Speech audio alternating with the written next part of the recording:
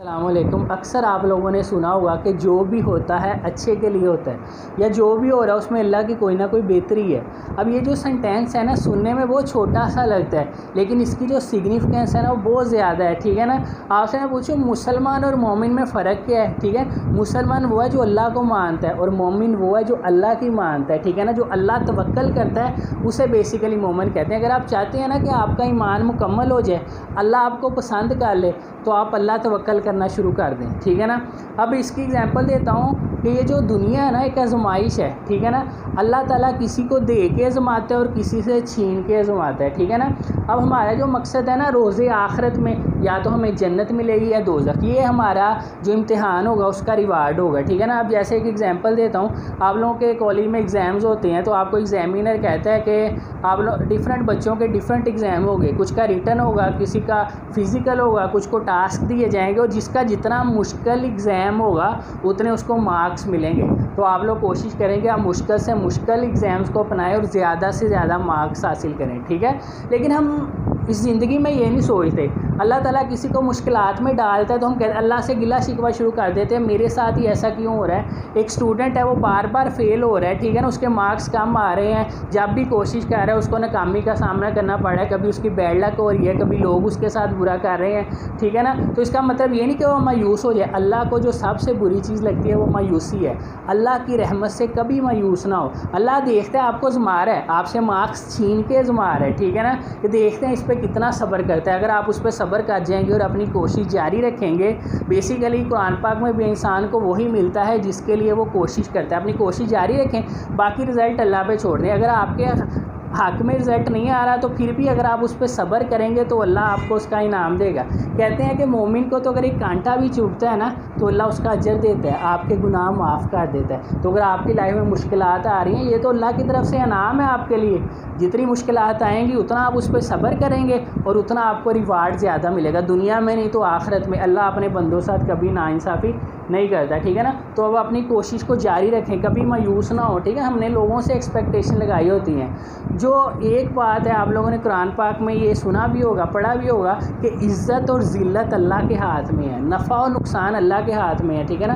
दुनिया के सारे लोग मिलके आपको नुकसान पहुंचाना चाहें, सिर्फ अल्लाह आपके साथ है। अगर आपका अल्लाह पे तवक्कल है तो कोई आपको नुकसान नहीं पहुंचा सकता। और दुनिया के सारे लोग मिलके आपको फ़ायदा देना चाहें, अगर अल्लाह नहीं चाहेगा तो आपको फ़ायदा नहीं हो सकता। ठीक है ना। अल्लाह आपको सम टाइम दे के आज़माता है और सम टाइम ले के आज़माता है। ठीक है ना।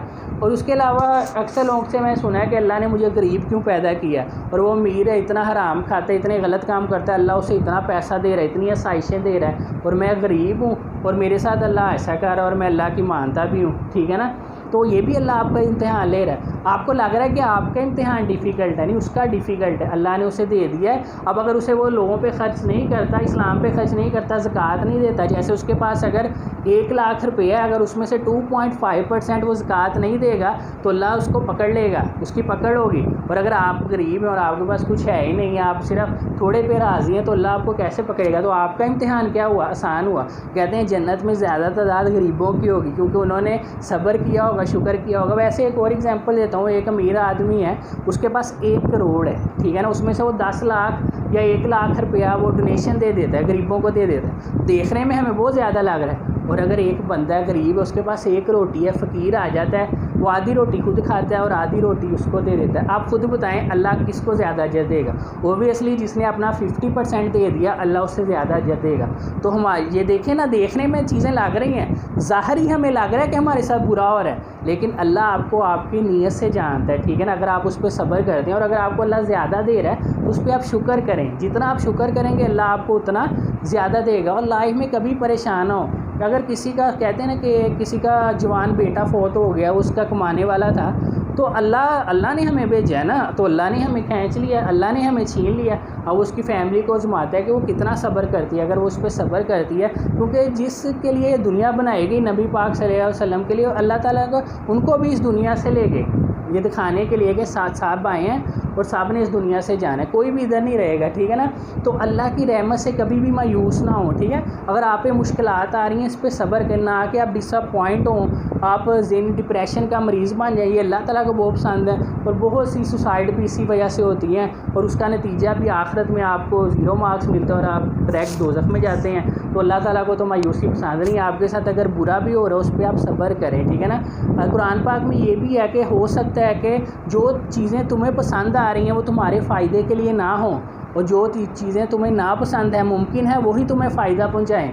ये तो अल्लाह जानता है किस में फ़ायदा और किस में नहीं। ज़ाहिरी हमें लगता है कि हमारे साथ बुरा हो रहा है। मेरी लाइफ में भी ऐसे वाक़या तो मुझे लगा मेरे साथ बड़ा बुरा हो गया, लेकिन कुछ सालों बाद देखा कि अगर वो ना होता तो मैं इतना ना सीखता। अगर मैं उसी पे अगर सब्र कर लूँगा, कोई बीमार हो गया ना बहुत ज़्यादा, ठीक है ना, तो अल्लाह ताला तो आप बीमार हैं आपको कांटा चुभे नेकी देता है, आपको आपके गुनाह बख्शता है। तो अगर आप बीमार हो गए हैं तो क्या अल्लाह आपको जन्नत नहीं देगा अगर आप उस पर सब्र करेंगे। ये नहीं कि आप अल्लाह से शिकवे शुरू कर दें, ठीक है ना। किसी का एक्सीडेंट हो गया, ठीक है ना, तो उसको चाहिए कि देखने में बहुत बुरा लग रहा है कि बहुत एक्सीडेंट हुआ है यार, उसको बहुत तकलीफ़ का सामना है। जितनी तकलीफ़ है उतना ज़्यादा अल्लाह उसको जन्नत देगा अगर उस पर सब्र करेगा, क्योंकि अल्लाह के हाथ में है, ठीक है ना।